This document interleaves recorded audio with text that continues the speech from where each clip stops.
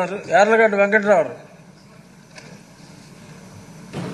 ధన్యవాదాలు అధ్యక్ష.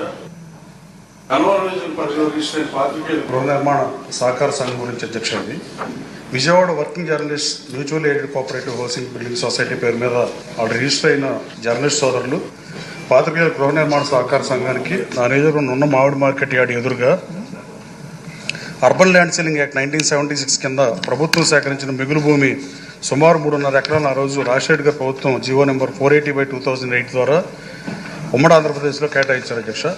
తర్వాత హైవే బైపాస్ వచ్చిన దృష్ట్యా 1 ఎకరం 30 సెంట్లు దాంట్లో పోయింది అధ్యక్ష.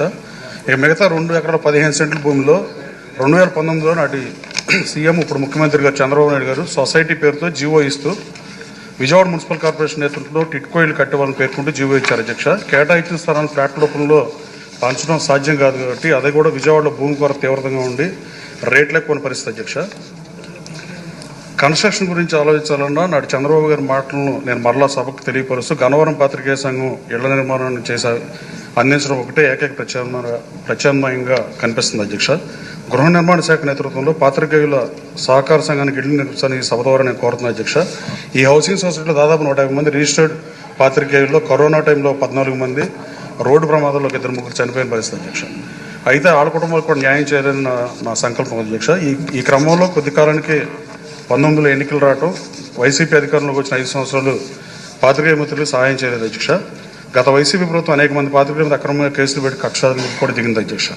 గత వైసీపీ ప్రభుత్వ హయాంలో పాత్రికేయులు నిర్ణయించిన ఈ స్థలం కొంతమేర ఆక్రమణకు కూడా గురైంది అధ్యక్ష. నేను మొన్న ఎంఆర్ఓ గారిని తీసుకెళ్లి నేను పరిశీలించి ఎన్టీఆర్ జిల్లా కలెక్టర్తో కూడా మాట్లాడి ఆ సైట్స్ సర్వే చేపించి తొలగిస్తున్నాం అధ్యక్ష. పాత్రికేయుల గృహ నిర్మాణ సహకార సంఘంలో అన్ని పత్రికలు ఎలక్ట్రానిక్ మీడియాలో చేస్తున్న పాత్రికేయుల సభ్యులుగా ఉన్న వాళ్ళకి 17 ఏళ్లుగా నిరీక్షిస్తున్న దీన్ని వాళ్ళకి కేటాయించాల్సిందిగా గౌరవ మంత్రి గారిని కోరుతూ, అలాగే రాష్ట్ర వ్యాప్తంగా ఉన్న జర్నలిస్ట్ సోదరులు కూడా రెక్కాడిగా ఉండి ఒక్కడిసలో చాలామంది ఉన్నారు అధ్యక్ష.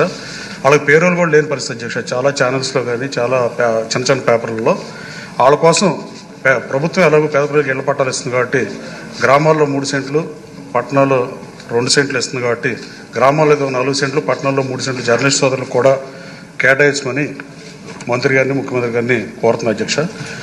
మెడికల్కి సంబంధించి అధ్యక్ష, గన్నవరంలో ఇంటర్నేషనల్ ఎయిర్పోర్ట్ ఉంది, హెచ్సిఎల్ ఉంది, అలాగే పారిశ్రామిక కేంద్రంగా ఉంది అధ్యక్ష.